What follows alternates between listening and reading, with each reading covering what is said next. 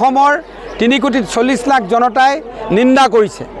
গৌৰৱ গগৈ ডাঙৰীয়াই পাকিস্তান গমনত কেনেকৈ ধৰণে কাক কেনেকৈ লগ কৰিছে যোৱাকালি আমাৰ সন্মানীয় মুখ্যমন্ত্ৰী ডাঙৰীয়াই সবিস্তাৰে প্ৰকাশ কৰিছে।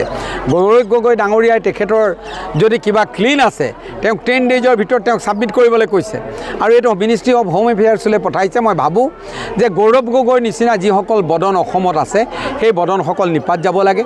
এইকাৰণে যাব লাগে কংগ্ৰেছ দল আৰু এতিয়া অসমৰ চিনাকি মানুহৰ দল হৈ থকা নাই, কংগ্ৰেছ দল অচিনাকি মানুহৰ দল হৈ গৈছে।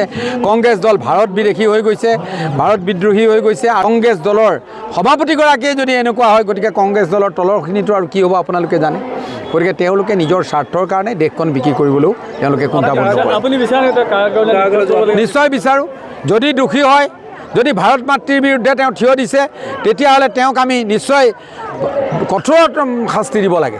আমি শিক্ষা বিভাগৰ গহপুৰ সমষ্টিত এখন হাইস্কুল, এখন হায়াৰ ছেকেণ্ডেৰী, দুখনত আমি আধাৰশিলা কৰিলোঁ। এখনৰ টেণ্ডাৰ ভেলু 4,55,00,000 টকা আৰু এইখনৰ টেণ্ডাৰ ভেলু 3,91,00,000 টকা গমিৰিত। আৰু গমিৰিত এডিশ্যনেল ক্লাছৰুমৰ কাৰণে 18,99,000কৈ আমি 3টা ক্লাছৰুম দিছোঁ। গতিকে আজি প্ৰায় 4,48,00,000 টকা ব্যয় সাপেক্ষে আমি গমিৰিত আন্তঃগাঁথনি উন্নয়ন কৰিছোঁ। অসমৰ 3,40,00,000 জনতাই নিন্দা কৰিছে। গৌৰৱ গগৈ ডাঙৰীয়াই পাকিস্তান গমনত কেনেকৈ ধৰণে কাক কেনেকৈ লগ কৰিছে যোৱাকালি আমাৰ সন্মানীয় মুখ্যমন্ত্ৰী ডাঙৰীয়াই সবিস্তাৰে প্ৰকাশ কৰিছে।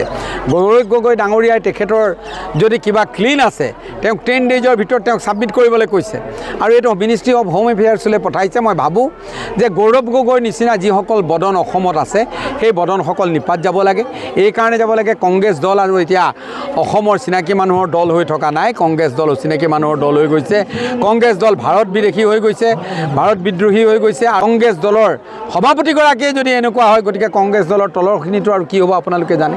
গতিকে তেওঁলোকে নিজৰ স্বাৰ্থৰ কাৰণে দেশখন বিক্ৰী কৰিবলৈও তেওঁলোকে কুণ্ঠাবোধ নকৰে। নিশ্চয় বিচাৰোঁ। যদি দোষী হয়, যদি ভাৰত মাতৃৰ বিৰুদ্ধে তেওঁ থিয় দিছে তেতিয়াহ'লে তেওঁক আমি নিশ্চয় কঠোৰ শাস্তি দিব লাগে।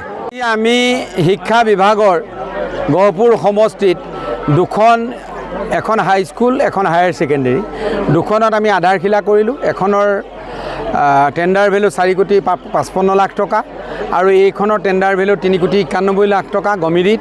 আৰু গমিৰিত এডিশ্যনেল ক্লাছৰুমৰ কাৰণে 18,99,000কৈ আমি 3টা ক্লাছৰুম দিছোঁ। গতিকে আজি প্ৰায় 4,48,00,000 টকা ব্যয় সাপেক্ষে আমি গমিৰিত আন্তঃগাঁথনি উন্নয়ন কৰিছোঁ।